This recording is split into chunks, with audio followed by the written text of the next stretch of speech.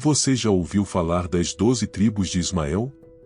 Isso mesmo, de Ismael. Normalmente, ouvimos muito falar sobre as 12 tribos de Israel, que são os descendentes de Jacó, filho de Isaque e neto de Abraão. Mas neste vídeo, vamos falar sobre as 12 tribos de Ismael, que foi o primeiro filho de Abraão, e sua história e linhagem são muito menos conhecidas. Vamos explorar onde estavam localizados, quem eram na antiguidade e onde estão. Habitando atualmente a região do Antigo Oriente Médio é sem dúvida uma das áreas mais fascinantes do mundo, especialmente para aqueles com profundo interesse nas escrituras sagradas e na história dos povos que a habitaram, incluindo árabes e judeus, bem como diversas outras culturas que compartilharam essa região. Primeiramente, vamos falar sobre as 12 tribos de Ismael. Com base em descobertas arqueológicas e informações disponíveis, muitas pessoas estão familiarizadas com a história de Abraão e seu desejo de ter um filho, conforme relatado na Bíblia. Inicialmente, Abraão teve um filho com sua serva, conhecido como Agar, que também era chamado de escrava egípcia. Esse filho foi chamado Ismael. Mais tarde, Abraão teve outro filho chamado Isaque. Isaque, por sua vez, foi pai de 2 filhos, Esaú e Jacó. Jacó também foi conhecido como Israel. Israel teve 12 filhos que se tornaram 12 tribos dos israelitas. No entanto, muitas pessoas, quando questionadas sobre os povos do Oriente Médio, além dos judeus, muitas vezes acreditam que todos os árabes são descendentes de Ismael. No entanto, os árabes formam um grupo diversificado que inclui descendentes de Ismael, bem como outros povos semitas relacionados a diferentes figuras bíblicas. Portanto, o Oriente Médio é habitado por várias comunidades semitas que descendem de diferentes figuras bíblicas, não se limitando apenas aos descendentes de Ismael. Ismael é uma figura proeminente nas tradições religiosas abraâmicas, desempenhando um papel significativo na genealogia e na história das tribos que levam seu nome. Segundo a narrativa bíblica e islâmica, Ismael foi o filho primogênito de Abraão, o patriarca do judaísmo, cristianismo e islamismo.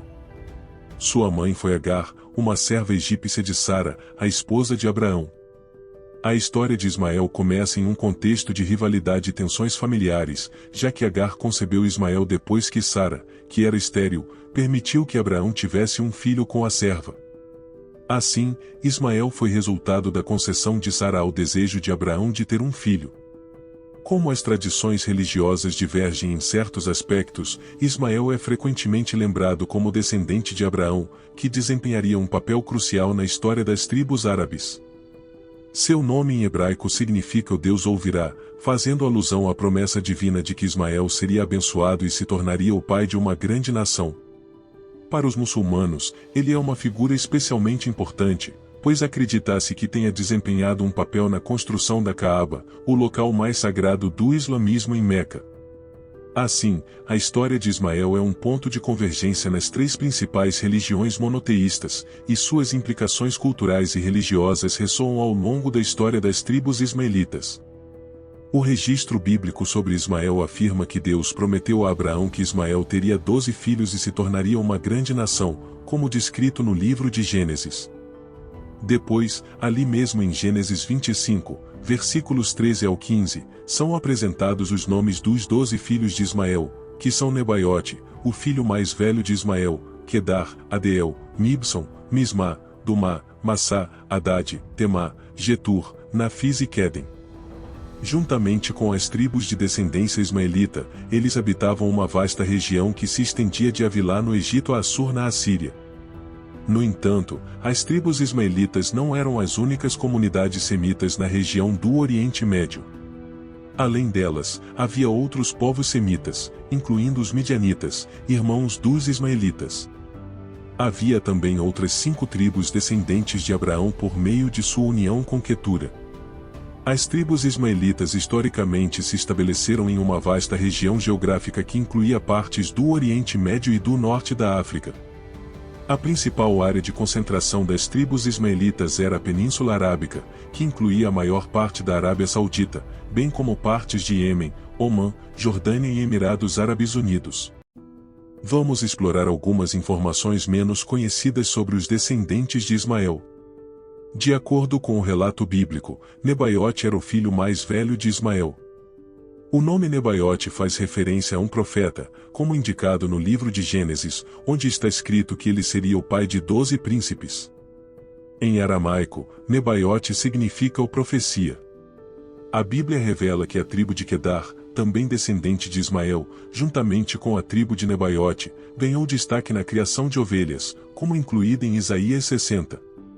O historiador Joséfo integra os nabateus de sua época como descendentes do filho mais velho de Ismael, Nebaiote. Ele afirmou que os nabateus habitavam uma vasta região que se estendia desde o rio Eufrates até o Mar Vermelho. Essa região ficou conhecida como Onabia, a terra dos nabateus. Flávio Joséfo também menciona que obteve informações diretamente dos nabateus, pois teve a oportunidade de interagir com esse grupo. Quanto à tribo de Adeel, é originária da terra de Ubu, que se tornou súdita de Tiglat-Pileser em 744 AC de acordo com historiadores. A tribo de Adeel habitava a região da península do Sinai.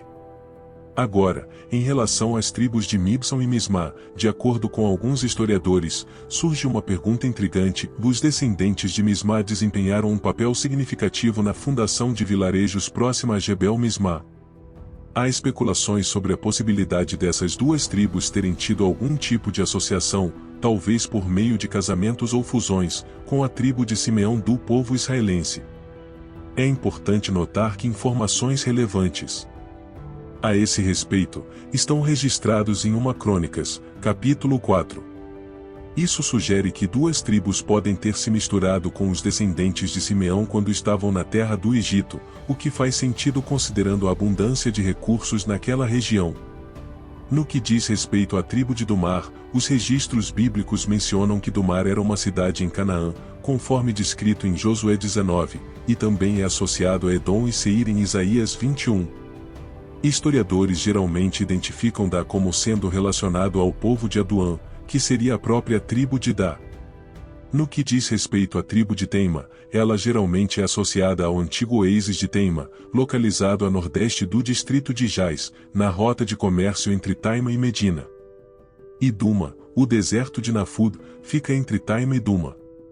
A cidade de Taima, no extremo sudoeste do vasto deserto de Nafud, acredita-se ter sido construída sobre as ruínas do antigo oásis de Teima. É possível que os descendentes de Teima tenham habitado essa região. Quanto às tribos de Getur, Nafis e Quedem, acredita-se que os descendentes de Getur, Nafis e Quedem formaram um grupo unido, incluindo os Agitas, que, vale a pena notar, são descendentes de Agar, conforme indicado em 1 Crônicas 5:19. Esses tribos estão localizados na região transjordana. Além da Transjordânia, há uma crença de que a tribo de Quedem pode ter tido associação com as quinitas. Por exemplo, Caleb, o famoso amigo de Josué, poderia ter sido uma ismaelita dessa linhagem. Essas são as informações disponíveis sobre essas 12 tribos de Ismael que formaram tribos no Oriente Médio. Hoje, os ismaelitas, em geral, estão localizados em várias regiões, incluindo o Egito, o Golfo de Acaba e a Península do Sinai. Em particular, muitos ismaelitas de várias tribos habitam essa terra. Além disso, há uma presença significativa de ismaelitas na Arábia Saudita, em parte devido à mistura de ismaelitas com os de Midi. Vale lembrar que Midian está localizada na Arábia Saudita, e as midianitas são descendentes de Midian, um dos filhos que Abraão teve com Quetura, sua segunda esposa. Sim, Abraão teve uma segunda esposa depois de Sara. Essas narrativas nos convidaram a considerar o intrincado tecido das interações humanas e das trajetórias históricas. A fusão de culturas, a sobreposição de identidades e a complexa herança de conexões são lembretes poderosos de que, em última análise, nossas raízes comuns transcendem fronteiras e diferenças.